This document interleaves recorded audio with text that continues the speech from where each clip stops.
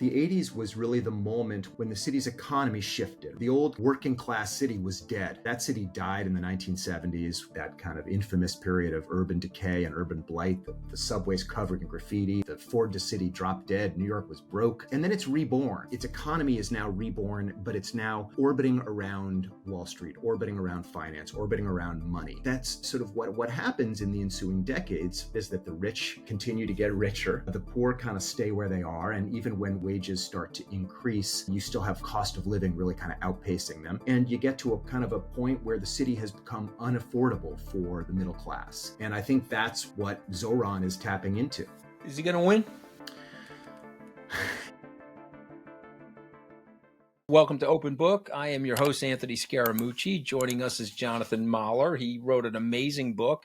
He's wrote several books, but this is the most recent one, The Gods of New York, Egotists, Idealists, Opportunists, and the Birth of the Modern City, 1986 to 1990. I would like to tell all my young viewers I wasn't alive back then, but I was actually your age back then. And I love this book, Jonathan. It's great to have you on. I told my staff, this is the book that I didn't know that I needed to have in my life. It's got everything in it. It's lots of juice. I'm sure, like and of course, Jonathan wrote The Bronx Is Burning, a very famous tale about New York that got turned into a series on ESPN. Is this going to get turned into a series, sir? It is. Yeah, this is. There's a scripted series in development for FX. So yeah. Okay. Well, I'm going to look forward to that as well. But I have to tell you that this was a phenomenal book and soon to be a bestseller. Before we get into the book, tell us a little bit about you. Yeah. Okay. How did you get into the cultural documentary, political thriller? You're a time machine, actually. You're a personal time machine of mine. How did you end up like that, sir? Yeah, well, I did. The way I ended up writing this book, actually, I was, I work at the New York Times, I am at the magazine, generally at the Sunday magazine. But in 2016, I was assigned to the campaign, the political campaign in 2016, which you remember very well. And I wasn't following a candidate or anything. I was kind of writing longer pieces that dug into the past of some of the candidates. And because I had written the book you mentioned, Ladies and Gentlemen, The Bronx Is Burning, which is about New York in the 70s, I was a little bit of a historian of New York City. So I kind of gravitated naturally toward Trump in the 80s. And I wrote a few pieces about Trump in the 80s. And that got me looking back at that whole period of time and how crazy it was, how crazy the 80s were in the city. And this sort of larger than life characters who were kind of striding around the city back then, Trump, obviously, Al Sharpton, Rudy Giuliani, Spike Lee, Larry Cramer, lots of larger than life figures. And I thought, this would be a pretty interesting period to spend some time researching and recapturing. And it was in the end kind of a bit of a sequel to The Bronx Is Burning, which was really about kind of New York hitting its low point in the 70s. And this book, The Gods of New York, is about the kind of rebirth of New York in the 80s and kind of the rise of Wall Street and real estate and this kind of new economy and new kind of cultural life that kind of sprang up in the 80s in New York. Yeah, I lived it. So I'm a New Yorker. I was addicted at that time in my life to the New York Post and the Daily News. And so all of these stories were on those pages, but they were not as dense as this. They weren't as deep as this. You started in 1986. The city is booming at this moment. It went through a terrible period of time in the mid 70s, early 80s, but now the city's booming. But underneath, the city is about to crack wide open again. Tell us what was happening. Take us there, because by 1989 into the 1993 period, we had very high crime, homelessness, etc. Exactly. So basically in 86, you had, Wall Street was booming. The real estate industry was booming. I mean, the city had really, really kind of sprung back to life. But at the same time, there was this wealth was really kind of concentrated in the upper classes. And there was the kind of emergence of a new kind of, sort of poorer class, the underclass as they were known.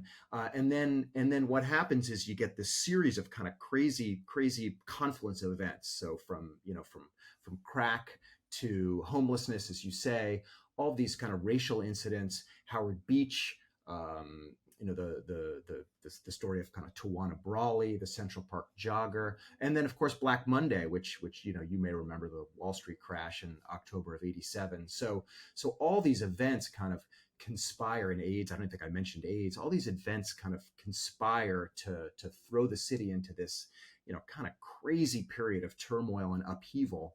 And some of it's racial, some of it's kind of class, some of it is around AIDS and this idea that the city didn't care enough about all the kind of gay men who were dying in New York, and the city really just kind of explodes during these years.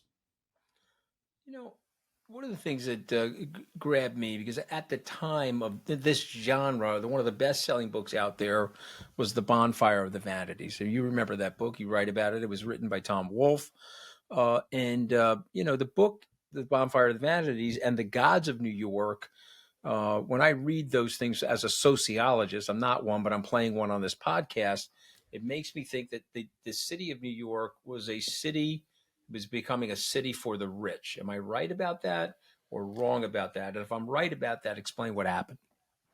Yeah, I mean, that is, you are right about it. The city was becoming a city of the rich. I mean, it was, the amazing thing about New York, the whole sort of story of New York, right, is that it's the sort of land of opportunity, the place where you go to make it, right? That's the kind of cliche about New York that has sort of proven true. What happened in the '80s is, in the past, the city had a big kind of middle class, a big working class, and there were factory jobs. The city had a big kind of city and shipping and manufacturing economy. Now, in the '80s, the city is about finance, and the city is about real estate and all the kind of related industries, insurance, law, et cetera. And so it's this class divide kind of starts to happen. And one more thing I'd mention is Bonfire of the Vanities. I mean, of course, you bring that up as this kind of iconic book from the '80s. I mean, in many ways, I thought about this book often as the kind of nonfiction Bonfire of the Vanities. I mean, I'd read that book in college, and it left a big impression on me. And really, what I'm doing in this book is recapturing that period of time. But this is the real life story. This is like kind of what really happened. Yeah. Yeah, I mean, it has a tremendous amount of intrigue. Of course, the protagonist or the villain, however you want to describe him, was Sherman McCoy. And Sherman, it was like Gordon Gekko. When I did the Wall Street 2 movie with Michael Douglas, they let me play myself in that movie. And Michael said to me, I was a villain. All the Wall Street guys wanted to be Gordon Gekko, and all the Wall Street guys wanted to be weirdly Sherman McCoy. But these were two obtuse, sort of odd figures. I don't know. I didn't want to be those. I just wanted to see if I could get ahead and live a little bit of the American dream. But let's go to the complications as it relates to the geopolitical, or at least the city political, I should say. We have the rise of Zohran Mamdani now.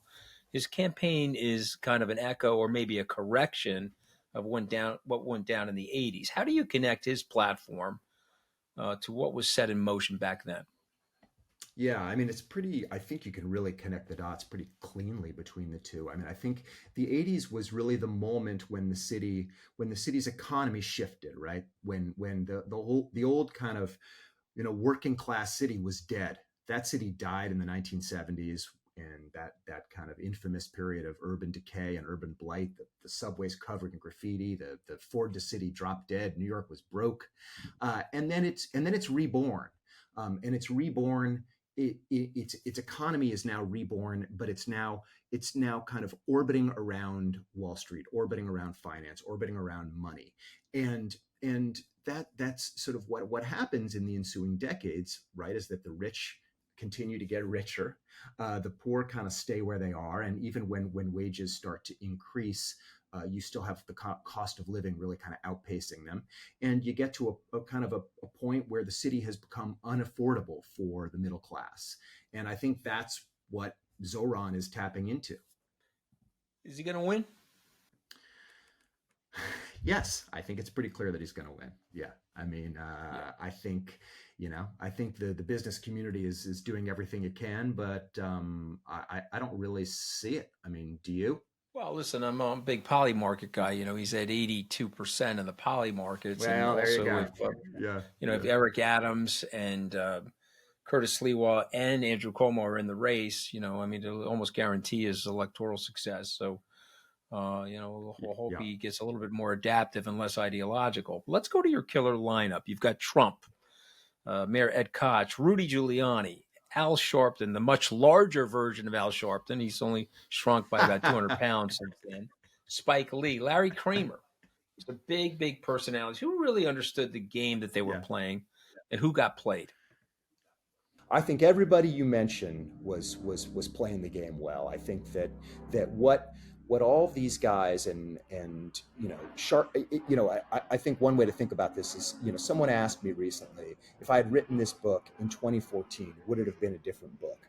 And I think the answer is yes, because I had not yet seen Donald Trump reinvent himself as a presidential candidate and the president, and I hadn't quite seen how those skills that he really developed in the 1980s, that ability to capture and hold the public attention, that ability to really kind of use publicity as a form of power, that kind of shameless way that he kind of walked through the world.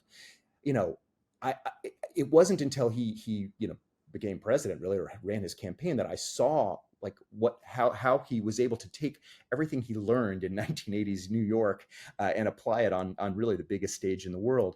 And the same thing is sort of true of all these characters, whether it's Larry Kramer or Al Sharpton or Rudy Giuliani. They all understood in the 80s in New York that if you could just get hold of the public's attention, and often they did that through the tabloids. But in Larry Kramer's case with ACT UP, he did it through protest, through real in-your-face protest. The more confrontational those ACT UP protests could be, the better. So that meant marching into St. Patrick's Cathedral literally during Sunday morning mass and holding a protest there.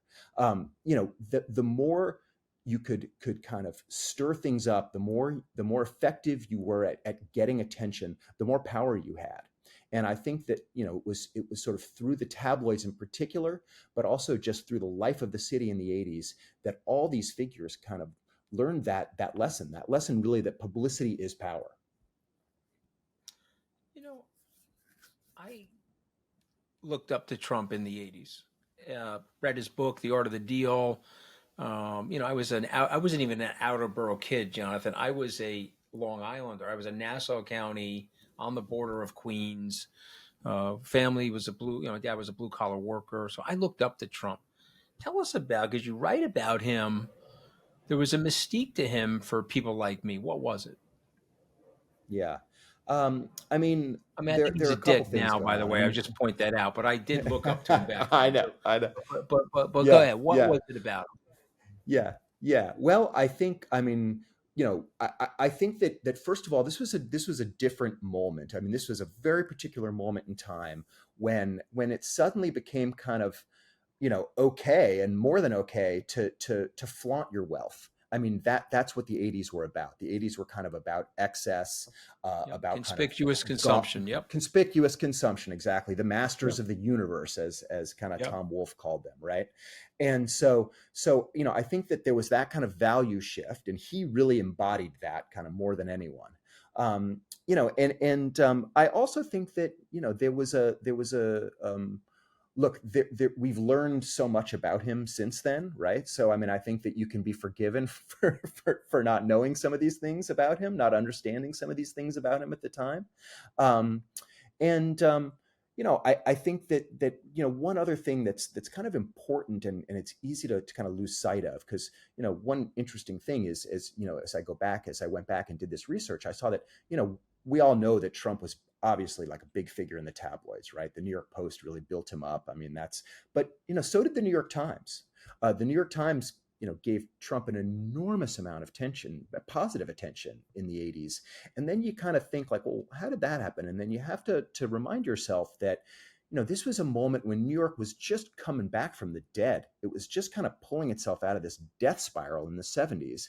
And along comes this guy, Donald Trump, this real estate developer from Queens, who's investing in the city, right? Who's like, I'm gonna gonna build Trump Tower. I'm gonna rebuild the Commodore Hotel. I'm gonna rebuild Woolman Rink.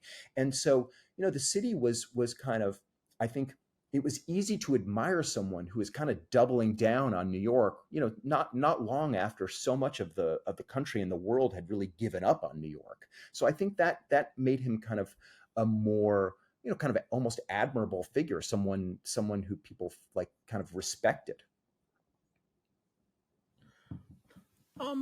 Looking back, we both lived through the era. Looking back with a distance, what did we not all see clearly at that time? What we really should have seen? Yeah, I think quite a few things. I would say that first of all, look, I mean, I think we didn't realize, kind of first and foremost, we didn't realize what the ultimate consequences would be of turning so much power over to the kind of the business community and the private industry. I mean, I think, look, I'm not I wouldn't criticize those that, in general, like New York needed to do something, and there's no question that the private sector and Wall Street saved New York. I mean, it pulled New York out of this death spiral. But but at the same time, the city lost so much affordable housing, and policies kind of were set in place that made it really difficult for sort of a lot of people to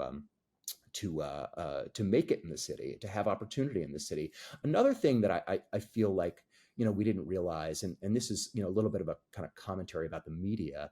When we had those tabloids that you were addicted to, right? I think people think of tabloids as being really polarizing, right? Because of course they turn the world into a story of heroes and villains. They're like comic books, right? But at the same time, what they also did was they got all of New York thinking about and like worrying about the same things, right? They gave the city a kind of common narrative and a common storyline, and that made everyone feel invested in the life of the city in a way, so that New York almost felt like a small town at times. And that is something I think we didn't realize how valuable that was. This sense that like New York was a single city, and everyone was reading about the Pcie murder, about the about Robert Chambers and Jennifer Levin turning up dead in Central Park, and everyone was reading about Howard Beach, and that made people kind of care about the city in a different way. I think we didn't realize at the time that having a few outlets, a few media outlets that everyone read, that everyone followed, was really having an important effect on the kind of civic life of the city. Yeah, no, quite. I mean, there was a grittiness there. There's a grittiness now. I will say this to you. This was the precursor to Giuliani, obviously. And so what ends up happening is he comes in and cleans up the city. I submit that we had 20 years of reasonably good executive management in the city. That was Giuliani, and then 12 years of Bloomberg, and that led to a better quality of life for all of us. Unfortunately, that has disintegrated. We've lost the plot. Do you think we can get the plot back, or do you think we're heading for a shit show? I think it's going to be tough. I mean, I think that you look at Mamdani's platform, and obviously it's extreme, and it's also, I think, not terribly realistic. So, I mean, I think that the fact that he is so popular sort of speaks to the fact that the city is in a kind of crisis right now. But I think that, we're in a kind of existential crisis now in New York. I mean, I think people feel like this has become, a playground for the rich or what have you. But I don't see an easy way out, because, this is like there's no question it's the millionaires and the billionaires who are providing the big tax base in New York, and that's how that's how the city is functioning. So it's not easy to see how we find our way out of this, how this becomes a kind of a more equal city, given that reality. I don't know. What do you think? I think it's gonna be very tough. We may have to do what happens in San Francisco and bottom before things get better. It's unfortunate. So we're down to the podcast piece of our episode where we have 5 words that we come up with for our authors.